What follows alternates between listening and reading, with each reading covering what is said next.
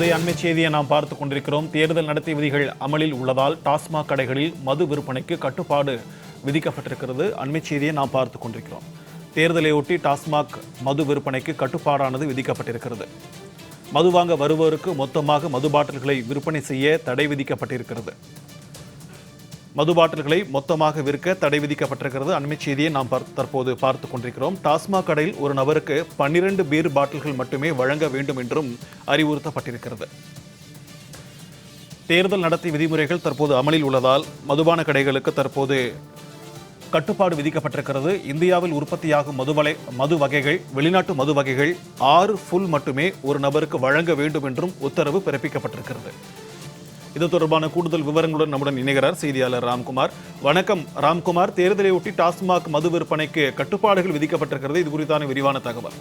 கண்டிப்பாக சிக்கந்தர். தமிழகம் முழுவதும் 234 தொகுதிகளிலும் சட்டமன்ற பொதுத் தேர்தல் நடைபெற இருக்கிறது. இதற்காக தேர்தல் ஆணையம் பல்வேறு கட்டுப்பாடு விதிகளை அமல்படுத்தி இருக்கிறது. இந்த நிலையில தமிழகம் முழுவதும் இருக்கக்கூடிய டாஸ்மாக் மதுபான கடைகளில் விற்பனை செய்வதில் பல்வேறு கட்டுப்பாடுகளை டாஸ்மாக் நிர்வாகம் அறிவித்திருக்கிறது. அதன்படி அதாவது ஒவ்வொரு டாஸ்மாக் கடைகளிலும் ரசீது போட்டு மட்டுமே மதுபானங்களை விற்கக்கூடாது.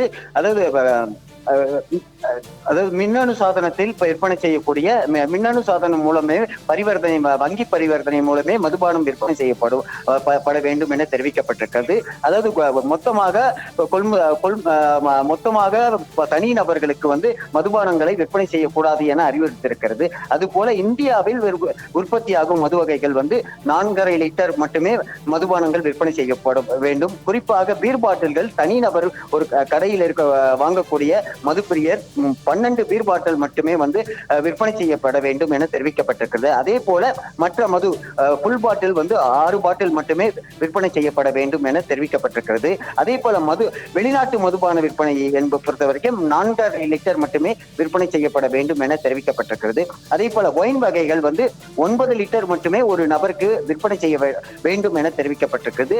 குறிப்பாக தேர்தல் காலத்தில் மொத்தமாக அதாவது 100 பாட்டில் 200 பாட்டில் என அரசியல் கட்சிகள் மொத்தமாக வாங்கி வாக்காளர்களுக்கு கொடுப்பது வாடிக்கையா இருக்குது. அதன் அடிப்படையில டாஸ்மாக் நிர்வாகம் இந்த புதிய விதிமுறையை அமல்படுத்திருக்கிறது. அதன்படி பீர் பாட்டில் 12 பாட்டிலும் அதே போல வெளிநாட்டு மது பாட்டில் 4.5 லிட்டரும் ஒரு ஆளுக்கு விற்பனை செய்யப்பட வேண்டும். அதே போல வைன் வகை ஒரு நாளைக்கு ஒரு கடையில் 9 லிட்டர் மட்டுமே ஒரு தனி நபருக்கு விற்பனை செய்யப்பட வேண்டும் என தெரிவிக்கப்பட்டிருக்கிறது. இந்த அத்தனை விற்பனையுமே மின்னணு சாதனத்தின் மூலமே பரிவர்த்தனை செய்ய வேண்டும் என தெரிவிக்கப்பட்டது.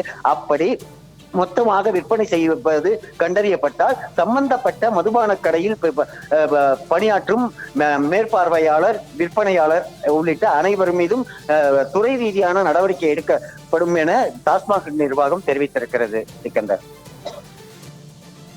விரிவான தகவல்களுக்கு நன்றி ராம்குமார்.